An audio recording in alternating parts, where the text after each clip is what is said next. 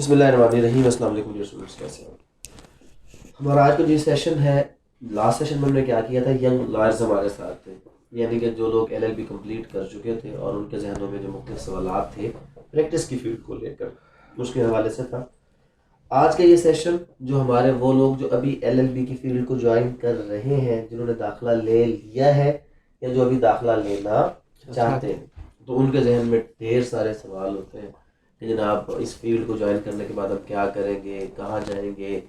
तो इसलिए last session में जब हमने बात की थी यंग लायर्स के हवाले से, तो हमारे पास यंग लायर्स थे, और आज के सेशन किन के हवाले से हैं? वो लोग जो अभी एलएलबी में नए नए जिन्होंने दाखिला लिया, जो एलएलबी पार्ट 1 के स्टूडेंट हैं या जो अभी लेट कर रहे हैं और एलएलबी पार्ट 1 में दाखिला लेना चाहते हैं, उन लोगों के हवाले से कि जो आप लोगों के जहनों में क्वेश्चन है इस चीज़ को लेकर के हम इस फील्ड को आगे किस तरह लेकर चलें, इसमें कौन कौन सी फील्ड है जो हम ज्वाइन कर सकते हैं, क्या इसको कोई फ़ायदा है या नहीं है, वो तमाम सवाल जो डेफिनेटली आप लोगों के जहनों में होंगे वही पाकिस्तान में मौजूद तमाम बच्चों के जहनों में होंगे।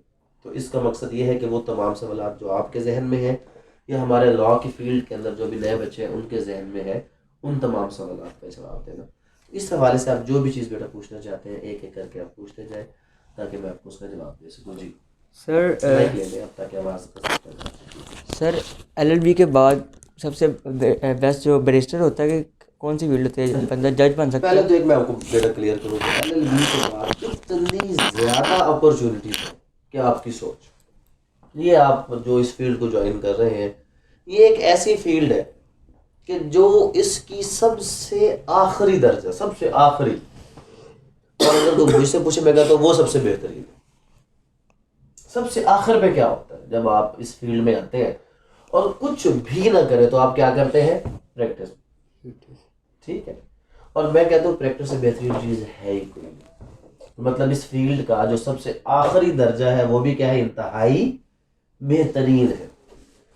आप जज बन सकते हैं, आप प्रोसिक्यूटर बन सकते हैं, आप लीगल एडवाइज़र बन सकते हैं, आप किसी भी फर्म में जाके कोई भी ऐसा ड्राफ्टमैन और इस किस्म की जॉब कर सकते हैं, आप कारपोरेट सेक्टर में जा सकते हैं, आप बैंकिंग सेक्टर में जा सकते हैं, आप टैक्सेशन सेक्टर में जा सकते हैं, और प्रैक्टिस तो आप लोगों के लिए है ही है।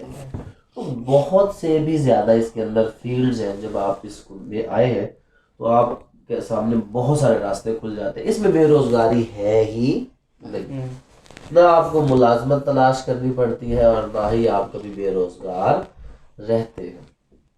इसके लिए आप जब आगे चलेंगे आप देखेंगे साथ वक्त के साथ साथ।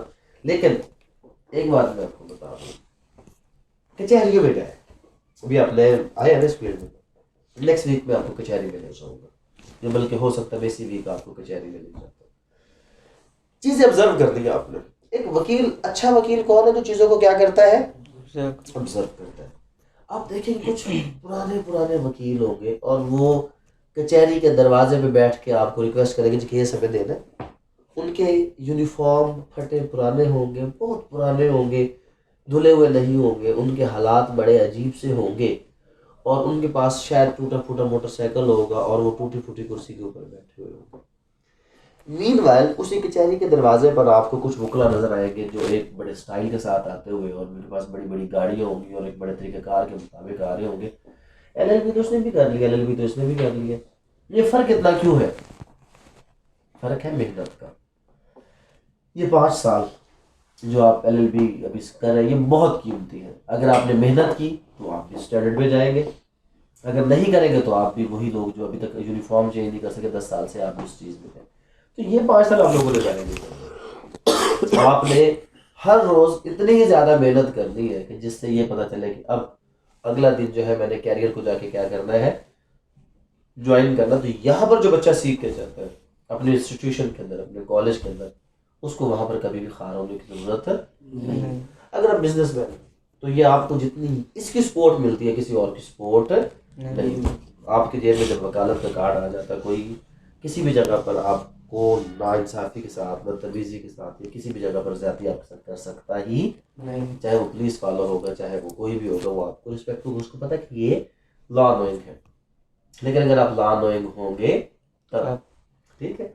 जैसे मैं कल एक छोटा सा क्लिप देख रहा था, कुछ टिकटॉक किसी ने बनाया हुआ था, ये पता नहीं क्या था। उसमें क्या होता है कि जो हमारा लाइसेंस वगैरह, ये ड्राइविंग लाइसेंस ये हम किसी को भी अगर दिखाते हैं तो हम सिर्फ उसको दिखा सकते हैं, वो हमसे लेकर उसको चेक कर नहीं कर सकता। तो वो ऐसे ही होता है, कोई बात नहीं। हाँ, तो वो एक उसको बताता है जी कि मोटर व्हीकल ऑर्डिनेंस के सेक्शन 4 के मुताबिक आप ये नहीं कर सकते। तो वो पुलिस वाला कहता है जी ठीक है सर, आप प्लीज जाए। दूसरा में कहता है ओ जी मोटर व्हीकल वो ऑर्डिनेंस, वो उसको सेक्शन ही क्या होता है, रूल। तो वो उसको पकड़ के कहते हैं इधर आ तेरी तो ऐसी की तैसी। तो बात ये है कि जब आपको कुछ आता होगा तो फिर कोई आपको कुछ नहीं कहेगा, अगर नहीं आता होगा तो फिर क्या होगा, फिर हर बंदा आपको तंग करेगा। तो इसमें ये 5 साल बहुत कीमती है, ये आपने ज़ाया नहीं करनी जी। और किस बात सर इन 5 सालों के बाद कितने टाइम पीरियड लगेगा बैरिस्टर बनने में? बेटा बैरिस्टर, पहली बात है कि बैरिस्टर और जो एडवोकेट है ये एक ही चीज़ है। फ़र्क यह है कि जो बाहर से पढ़ के आता है वो क्या होता है, बैरिस्टर होता है, और जो पाकिस्तान में बैठ के पढ़ता है वो क्या होता है, वो एडवोकेट होता है। दोनों में फ़र्क नहीं होता। अदालतें दोनों के लिए क्या होती हैं, सेम होती हैं। पैसे दोनों ने किससे लेने होते हैं, क्लाइंट से लेने होते हैं। ना हमारी हुकूमत बैरिस्टर को पैसे देती है और ना ही किसको देती है, एडवोकेट। तो फिर ये बैरिस्टर इतने ज़्यादा तरक्की क्यों कर जाते हैं? उनकी तरक्की की वजह सिर्फ ये होती है कि उनमें कॉन्फिडेंस होता है, उनमें बात करने का तरीक़ाकार होता है, उनको चीज़ जो है वो प्रेजेंट करने का तरीक़ाकार आता है, वो एक वेल ड्रेस वेल मैनर्ड लोग होते हैं क्योंकि वो चीज़ें सीख के आए होते हैं। हम जब आपको LLB पढ़ाते हैं, हम सिर्फ क्या पढ़ाते हैं, किताबें, और किताबें भी थोड़ी पढ़ाते हैं। आपको क्या लगवाते हैं, सिर्फ और सिर्फ रट्टा। जब हम आपको सिर्फ रट्टा लगवाएंगे तो आप रट्टेबाज तो बन जाएंगे। अदालतों में जाके फिर आपकी टांगें क्या होंगी, नहीं काम पे टांगने लग जाएगी। हाँ, तो ये मसला हो जाएगा ना। अब यहाँ पे जो वैसे हमारा जो भी इंशाल्लाह हम अपने कॉलेज में भी क्या कर रहे हैं, आप लोगों का यहाँ पे बिठाने का मकसद क्या है, क्लास से उठा के यहाँ पे लाने का मकसद क्या है, कि सिर्फ ये मकसद है कि ना कि आप लोग जो है वो क्लास में बैठकर एक मास्टर साहब सामने डंडा लेके खड़ा पढ़ाता जा रहा और आपको आया या नहीं आया क्लास ख़त्म, ये नहीं होना चाहिए। कॉन्फिडेंस बिल्डिंग वो कहाँ पे आएगी, जब आप बात करेंगे। और यही चीज़ें प्रैक्टिस में सबसे ज़्यादा अहम है। जितना आप अपने आप को बना के रखेंगे उतनी ही कामयाबी इस फील्ड में आपके पास है। तो बैरिस्टर को इतनी बड़ी वो चीज़ नहीं है जितना हमने उसको फ़र्ज़ कर लिया है, समझ लिया है। लेकिन बार ला करने के लिए ये होता है कि जब आप LLB कर चुके हो उसके बाद फिर डिफरेंट स्टेजेस होती है कि कहीं पे आपको बार ला पे 1 साल लगता है, कहीं पे 2 साल लगते हैं, और कहीं पे आप 3 महीने के अंदर भी उसको क्या कर लेते हैं, कंप्लीट कर लेते हैं। तो LLB करने के बाद आप जब भी बार ला करना चाहिए। बार ला क्या है कि जब आप UK से पढ़ के आएंगे, कुछ ममालिक है जहाँ की डिग्री जो है वो क्या कहलाती है, बार एट लॉ, और उसके बाद आप बैरिस्टर बन जाते हैं। तो बैरिस्टर और लॉयर बेसिकली क्या है, एक है, इसमें कोई भी फ़र्क नहीं है। कोई प्रेफरेंस अदालतों में इसको नहीं दी जाती, वो प्रेफरेंस आपकी अपनी पर्सनैलिटी की वजह से होती है। अगर पर्सनैलिटी अच्छी है और आप उसके साथ बराबर उसी तरह के जाके खड़े होकर आर्ग्यू कर लेंगे तो वहाँ पर ये अदालत कभी भी नहीं कहती कि अच्छा ये बैरिस्टर साहब है इनके लिए फ़ैसला अलग कर दें, ये वकील साहब है इनका फ़ैसला अलग कर दें। नहीं, बात है कि जो अच्छे तरीके से बात करेगा वो बैरिस्टर है या नहीं है, उसके लिए वही सब कुछ होगा जी।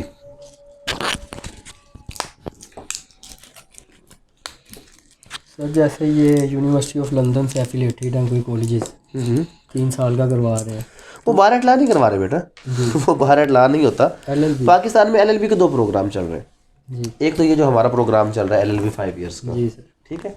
एक पाकिस्तान में LLB 3 ईयर्स का प्रोग्राम चल रहा है, वो क्योंकि पाकिस्तान में तो बैन हो चुके हैं, सुप्रीम कोर्ट ने बैन कर दिए। तो वैसे इस पे हैरानी है कि अगर आप पाकिस्तान का इसलिए प्रोग्राम बैन करते हैं कि पाकिस्तान में 3 साल में आप ला पढ़ के उसको सीख नहीं सकते, तो फॉरेन प्रोग्राम भी क्या होने चाहिए, सारे के सारे बैन होने चाहिए। बट स्टिल कुछ फॉरेन यूनिवर्सिटीज़ हैं जो डिग्री ऑफर कर रही हैं 3 साल की, और वो हमारे मुल्क में चल भी रही है। तो 3 साल की जो डिग्री है हमारे मुल्क में कुछ अभी स्टिल चल रही है। वो जो यूनिवर्सिटी ऑफ लंदन के जो है एफिलिएटेड, वो 3 साल की डिग्री देते हैं, वो बैचलर्स के बाद है। आप LLB 3 साल में अगर करना चाहते हैं, आपने BA किया हुआ है, तो आप यूनिवर्सिटी ऑफ लंदन उसके आप जो है वो किसी भी एफिलिएटेड इदारे से 3 साल में कर सकते हैं। पाकिस्तान का लॉ नहीं होता, इंटरनेशनल लॉ होता है, उसका फ़ायदा प्रैक्टिस में नहीं होता। लेकिन फिर वही बात है, अब हमारे पास बच्चे आते हैं C का इम्तिहान देने के लिए, कौन सा SEE, स्पेशल इक्विवेलेंस एग्जामिनेशन। वो पहले जब वहाँ से पढ़ लेते हैं फिर क्या करते हैं, पहले C लॉ पास करते हैं, फिर लॉ गेट पास करते हैं। आप लोग सिर्फ LLB के बाद क्या देंगे, लॉ गेट देंगे। तो स्पेशल इक्वलेंस एग्जाम में हमारे पास वो बच्चे आते हैं उनको कुछ नहीं आता, लेकिन फिर भी वो तरक्की क्यों कर जाते हैं? Way of talking. आजकल जो चलता है प्रैक्टिस में है ही आपका वे ऑफ टॉकिंग। आपकी ड्रेसिंग, आपका वे ऑफ टॉकिंग जितना अच्छा होगा, जितना आप कॉन्फिडेंट होंगे, उतना ही आप, ये फील्ड टोटल कॉन्फिडेंस के ऊपर बेस करती है। आप में जितनी स्पीकिंग स्किल्स है, जितना आपका कॉन्फिडेंस है, उतना ही आप इसमें क्या कर लेंगे, इंशाल्लाह तरक्की करेंगे। जी कोई और बात? LLB के बाद कितने साल बाद सिविल जज के पेपर दे? LLB के बाद सबसे पहली बात तो ये है कि लाइसेंस आप लेंगे। लाइसेंस लेने में कितना, पहले तो अभी वो वाली बातें पूछो जो अभी वाली है, सारे आप LLB के बाद चले गए हैं। LLB में तो अभी 5 साल, वो क्या कहते हैं, हनूज दिली धूरस। LLB करेंगे, उसके बाद लॉ गेट पास करेंगे, आपको लोअर कोर्ट का लाइसेंस मिलेगा। कौन सा मिलेगा? Subordinate court. सबॉर्डिनेट कोर्ट मैंने आपको बताया ना कौन सा है, मजिस्ट्रेट, सिविल जज और सेशन, ये सारे कौन से कोर्ट्स हैं? लोअर कोर्ट्स है, सबॉर्डिनेट कोर्ट्स है। इनका लाइसेंस मिलेगा। 2 साल आप यहाँ पे प्रैक्टिस करेंगे, फिर 2 साल के बाद आपको किसका लाइसेंस मिलेगा? हाई कोर्ट का। सिविल जज बनने के लिए पंजाब में 2 साल की प्रैक्टिस होना ज़रूरी है। ADPP बनने के लिए, ADPP क्या होता है? Public prosecutor. जिस तरह हर अदालत में एक जज बैठा होता है, उसी तरह हर क्रिमिनल अदालत में एक सरकारी वकील भी होता है। मजिस्ट्रेट की अदालत में ADPP होता है। इसी तरह जो मजिस्ट्रेट के बाद सेशन जज है, वहाँ पे DDPP होता है, डिस्ट्रिक्ट पब्लिक प्रोसिक्यूटर। ये सरकारी वकील होते हैं। प्रोसिक्यूटर कौन होते हैं? सरकारी वकील होते हैं। तो हर अदालत में एक सरकारी वकील भी होता है। तो आप अगर कुछ भी करना चाहते हैं, ADPP बनना चाहते हैं या आप जज बनना चाहते हैं, तो उसके लिए आपको क्या करना है? सबसे पहले 2 साल प्रैक्टिस। पब्लिक प्रोसिक्यूटर और जनरल प्रोसिक्यूटर में क्या डिफरेंस? देखो, ये जिस तरह आप लेवल है ना, हमारे सबसे छोटा जज कौन सा होता है? Civil magistrate. ये मजिस्ट्रेट और सिविल की पावर कितनी होती है? सेम। उसके ऊपर क्या होता है? Additional session. दरमियान में भी एक होता है सीनियर सिविल जज। सबसे लोअर का हो गया मजिस्ट्रेट सिविल, फिर सीनियर सिविल जज, फिर एडिशनल सेशन जज और सेशन जज, फिर हाई कोर्ट का जस्टिस। तरतीब है कि नहीं है? ऐसे इनकी भी तरतीब है। सबसे जो मजिस्ट्रेट की अदालत में छोटा प्रोसिक्यूटर होता है उसको कहते हैं ADPP। क्या कहते हैं? असिस्टेंट क्या होता है? मतहत। Assistant district public prosecutor. उसके ऊपर क्या होता है? DDPP, district public prosecutor. उसके ऊपर क्या होता है? APG, assistant prosecutor general. फिर DPG, डिप्टी प्रोसिक्यूटर जनरल। फिर एक और APG होता है, एडिशनल प्रोसिक्यूटर जनरल। और फिर जो सूबे में सबसे बड़ा होगा वो प्रोसिक्यूटर जनरल होगा। तो वो क्या होते हैं? प्रोसिक्यूटर जनरल क्या हो गया? सूबे का सबसे बड़ा।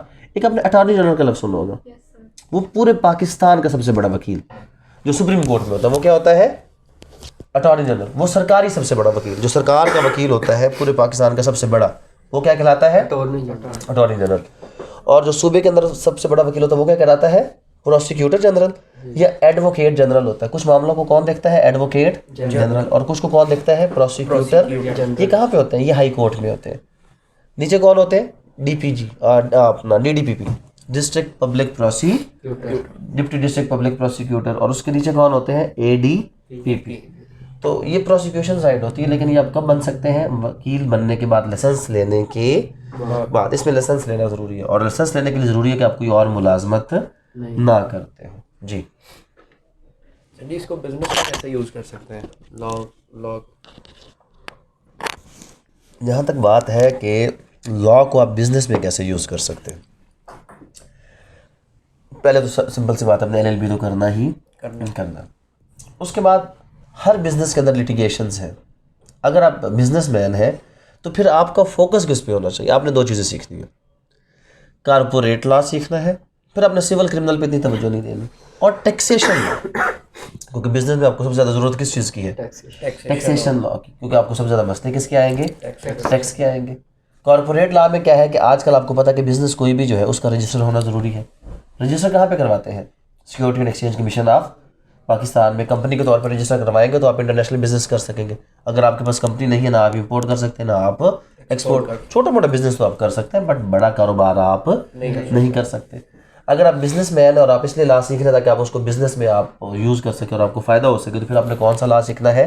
कारपोरेट लॉ, यानी कि company act, partnership act, contract act, और उसके साथ taxation law, income tax ordinance. उसके अलावा जो आपके एक्साइज एक्ट आ जाएगा, सेल्स टैक्स एक्ट आ जाएगा। ये चीज़ें आपने क्या करनी है? सीखनी है, अगर आप इसको बिजनेस में। फिर आप सिविल को छोड़ें, क्रिमिनल को छोड़ें, उस तरफ जाने की ज़रूरत आपको बिल्कुल नहीं। आप इसके ऊपर फोकस करें। जी, कोई और आपका सवाल?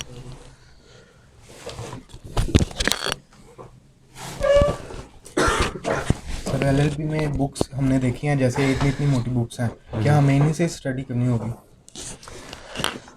अभी मैंने आपको ऐसे एक पिछला जो लेक्चर हमने दिया था उसके अंदर ये चीज़ें क्लियर की थी। ये मोटी बुक्स बेटा प्रैक्टिस में जाके आएंगी।